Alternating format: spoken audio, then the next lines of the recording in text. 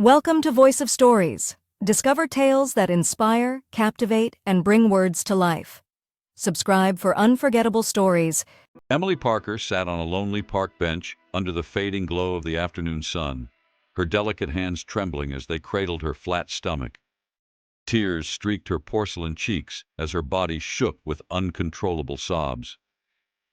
Just hours earlier, her seemingly perfect life had come crashing down like a fragile glass vase, shattered into a million irreparable pieces. Her boyfriend John had callously ended their relationship with no explanation, no warning, just an air of cold finality.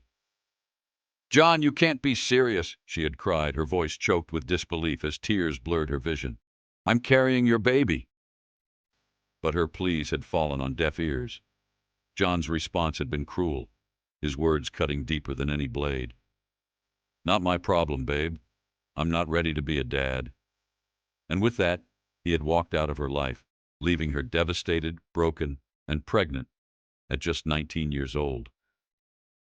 Now Emily sat in the park, her entire world unraveling. Her situation felt hopeless. Kicked out of her college dorm due to her pregnancy, forced to drop out of classes she had worked so hard to attend, and now homeless with nowhere to go. The apartment she had shared with John was under his name, and without family to turn to or money to her name, she had nothing left. As Emily's sobs grew louder, she heard the sound of hurried footsteps approaching. "Emily, is that you?" a familiar voice asked.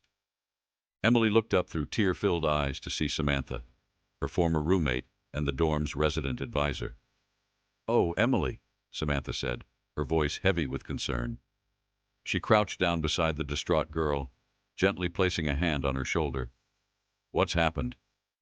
Through shaking sobs, Emily poured out the entire tragic tale. John's abandonment, her eviction, and her fears about the future. Samantha listened intently, her expression shifting from shock to anger to determination. "That heartless jerk!" Samantha fumed, her fists clenched. "Emily, you can't stay out here, especially in your condition. Let's get you somewhere safe tonight and we'll figure this out." Grateful for the kindness, Emily allowed Samantha to guide her back to the dorms. Though Emily was no longer officially a student, Samantha discreetly let her stay in her room for the night. Over steaming mugs of tea, Samantha comforted her friend, stroking her hand gently. "I think I know someone who can help," Samantha said after a moment's thought. "It's worth a try." A week later, Emily stood at the gates of a sprawling Beverly Hills estate, clutching her thrift store sundress nervously as her palms sweated. She looked up at the grand mansion, its white stone facade glowing in the sunlight, and felt entirely out of place. What would they think of her? A pregnant girl with nothing but a tattered duffel bag and no future to speak of. Summoning her courage, she rang the ornate doorbell. Moments later, the door swung open to reveal a distinguished older gentleman in a tailored suit. His warm hazel eyes crinkled as he smiled kindly. "You must be Emily," he said in a soft, welcoming tone. "I'm Michael Redford. Please come in." Emily hesitated, but his kind demeanor put her at ease. She stepped into the elegant marble foyer, feeling the coolness of the floor beneath her worn shoes. Michael led her into a cozy study, where the sunlight streamed through tall windows, casting a golden glow on the room's polished wooden furniture.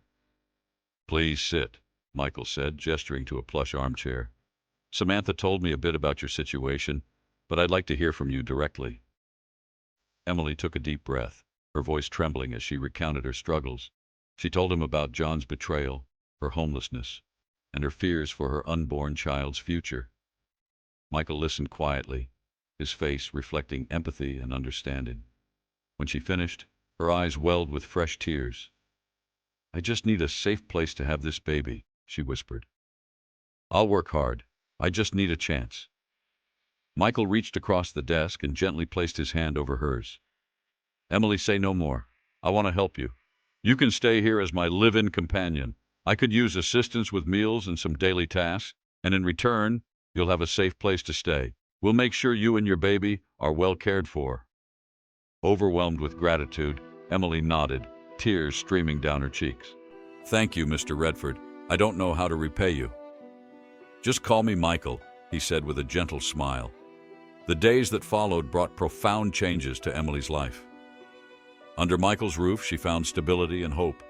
She prepared healthy meals, helped him with his therapy after a recent accident, and gradually began to regain her confidence.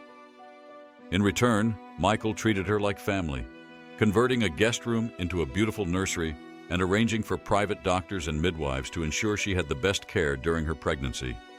When Emily gave birth to a baby boy, she named him Lucas Michael,